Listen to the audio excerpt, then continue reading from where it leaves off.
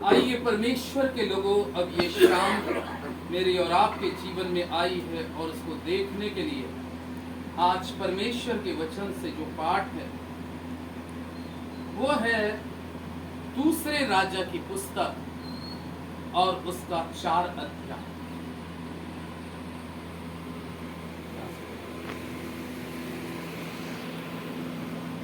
परमेश्वर के पाक और पवित्र वचन में से दूसरा राजा 4 अध्याय और पहली आयत से 7 आयत तक पढ़ूंगा आपके सामने। भविष्यवक्ताओं के चेलों की पत्नियों में से एक स्त्री ने एलीशा की दुहाई देकर कहा, तेरा दास मेरा पति मर गया और तू जानता है कि वो यहोवा का भय मानने वाला था, पर जिसका वो कर्जदार था वो आया है कि मेरे दोनों पुत्रों को अपने दास बनाने के लिए ले जाए। एलीशा ने उससे पूछा, मैं तेरे लिए क्या करूं, मुझे बता कि तेरे घर में क्या है। उसने कहा, तेरी दासी के घर में 1 हांडी तेल छोड़ और कुछ नहीं। उसने कहा, तू बाहर जाकर अपनी पड़ोसियों से खाली बर्तन मांग ले और थोड़े बर्तन ना लाना। फिर तू अपने बेटों समेत अपने घर में जा और द्वार बंद करके उन बर्तनों में से तेल उंडेल देना और जो भर जाए उन्हें अलग रखना। तब वे उसके पास चली गई और अपने बेटों समेत अपने घर द्वार बंद किया। तब वे तो उसके पास बर्तन लाते गए और वो उंडेलती गई। जब बर्तन भर गए तब उसने अपने बेटों से कहा, मेरे पास एक और भी ले आ। उसने उससे कहा, और बर्तन तो नहीं रहा। तब तेल रुक गया। तब उसने जाकर परमेश्वर के भक्त को ये बता दिया और उसने कहा, जा तेल बेचकर ऋण भर दे और जो रह जाए उससे तू अपने पुत्रों सहित अपना पुनर्वाह कर। परमेश्वर अपने वचन पर आशीष और बरकत है। और यहाँ पे परमेश्वर का वचन एक बहुत अच्छी बात बताता है एलीशा के बारे में। किसका जिक्र आया है? एलीशा।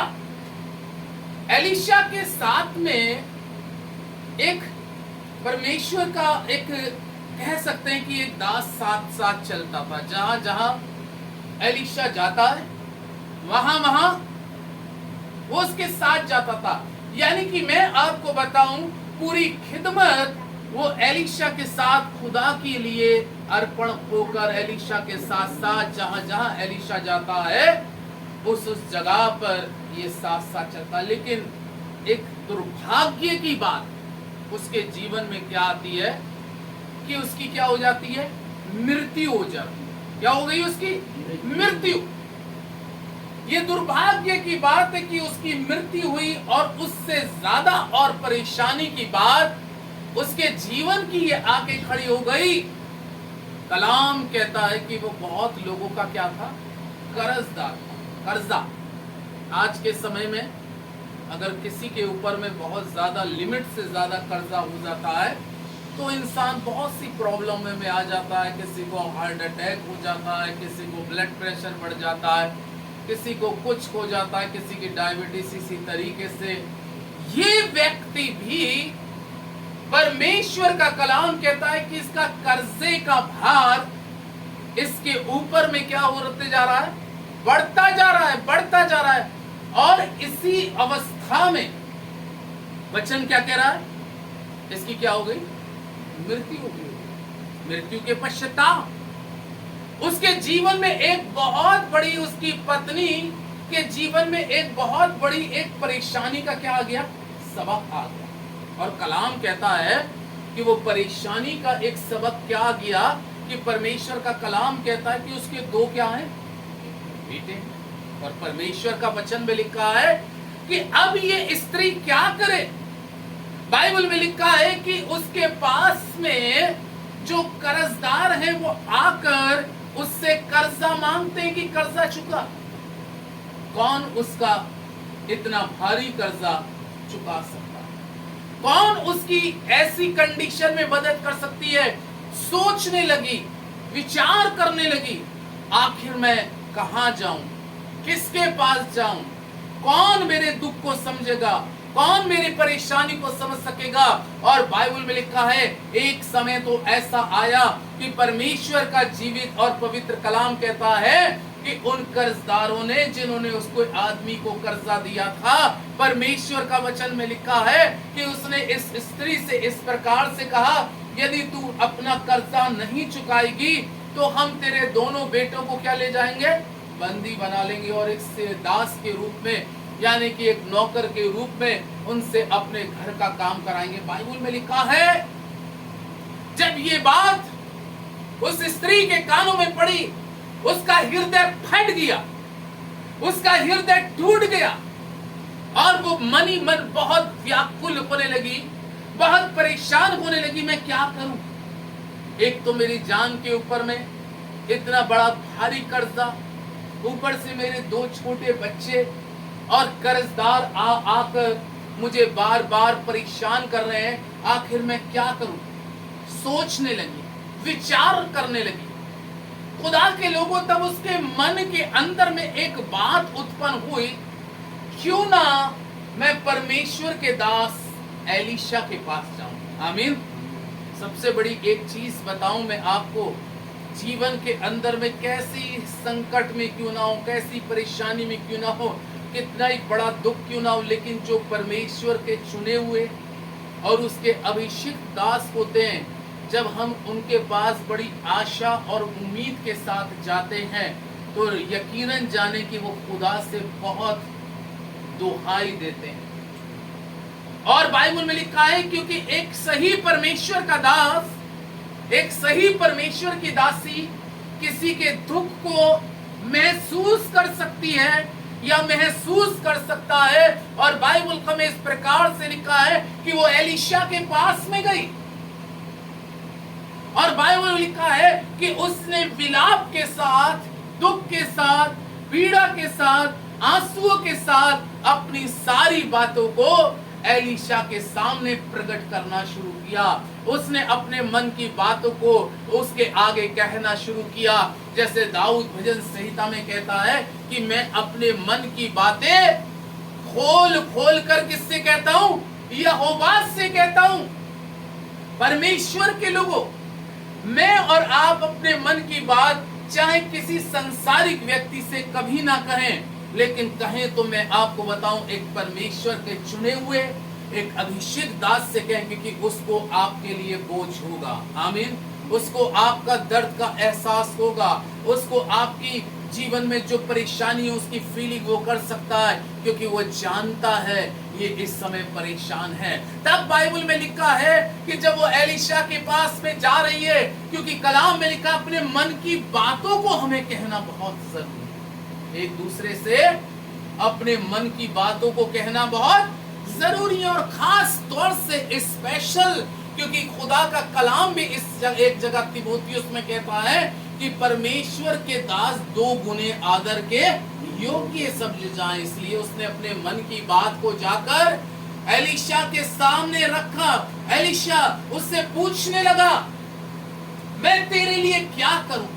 वो भी सोच रहा है कि इस समय कंडीशन यह है कि उसको एक तरफ तो अपने पति का एक बड़ा भारी दुख, और दूसरी तरफ अपने बच्चों के लिए सोच रही है कि मेरे बच्चे भी मेरे हाथ से क्या हो जाएंगे, चले जाएंगे, मैं अकेली रह जाऊंगी, मैं कैसे जीवन जीऊंगी, मेरा कौन समाधान करेगा, कौन मेरे आंसुओं को पहुंचेगा, कौन मेरी इस परेशानी का समाधान करेगा। लेकिन सही माने में मैं आपको बताऊं, क्योंकि एक चुने हुए परमेश्वर के दास के पास या एक चुनी हुई परमेश्वर की दासी के पास में आपका समाधान के लिए एक मार्ग है, और वो मार्ग है प्रभु यीशु।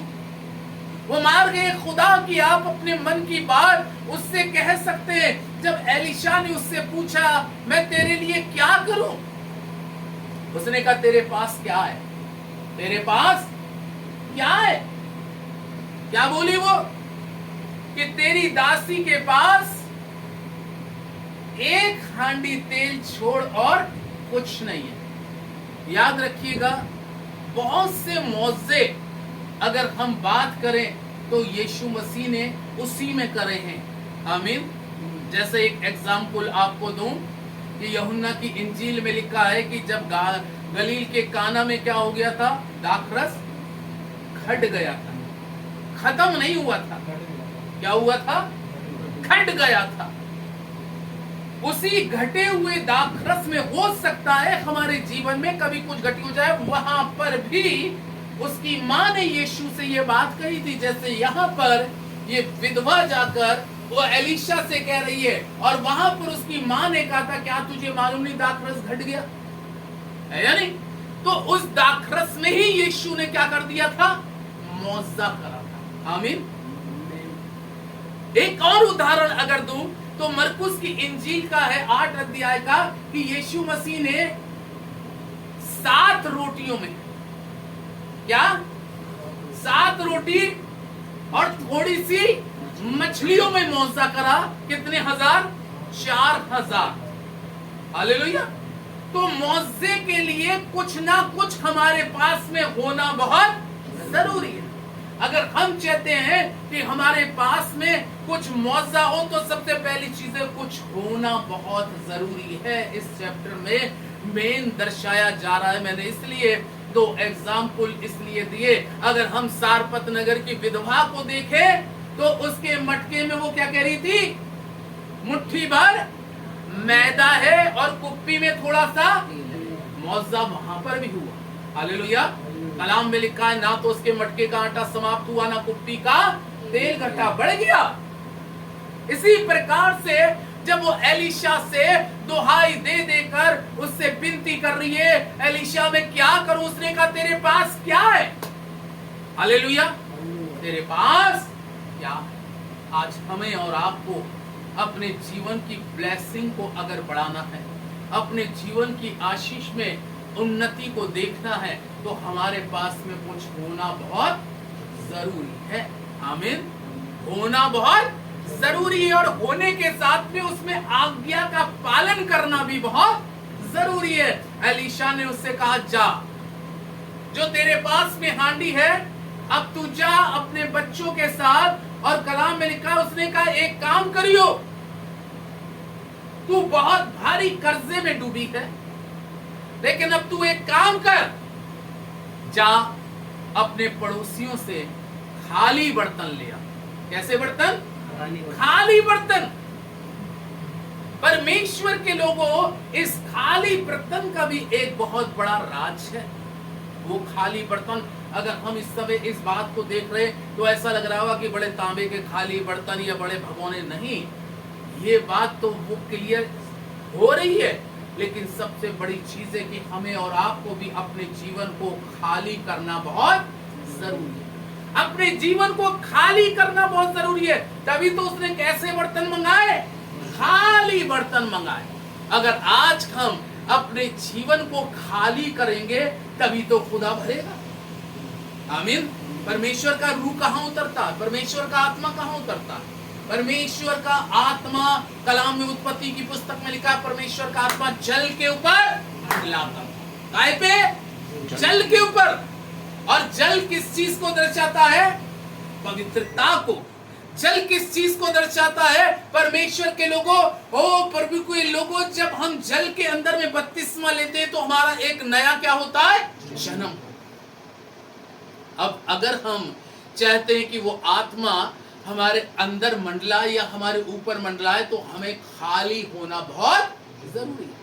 खाली होना। तो इसलिए लिखा है कि उसने कहा, जा अपनी पड़ोसनियों से खाली बर्तन लेना और थोड़े बर्तन मत लाना। थोड़े बर्तन मत लाना। जितने ज्यादा से ज्यादा खाली बर्तनों लिया। और फिर लिखा है कि अपने दोनों बेटों को लेना, और कलाम में लिखा है द्वार को बंद करना। फिर क्या करना? वो कुप्पी जो हांडी है उस तेल को उठाना। आमीन। अब इसमें मौजा होएगा, इस तेल में चमत्कार होगा, इस तेल में आश्चर्य कर्म होगा। और बाइबल में लिखा है परमेश्वर के लोगों कि उसने उस एलिशा के वचन के अनुसार वो चल दी। और बाइबल में लिखा है कि जब वो जाती है तो अपने पड़ोसियों से खाली बर्तन लेती है। आमीन। लोग सोच रहे होंगे, आज ये खाली बर्तन क्यों ले रही है? लोग तो मांगते हैं, भैया थोड़ा कटोरी के अंदर में सब्जी दे देना। खाली कटोरी कोई थोड़ी ना मांगता है। क्या मांगता है?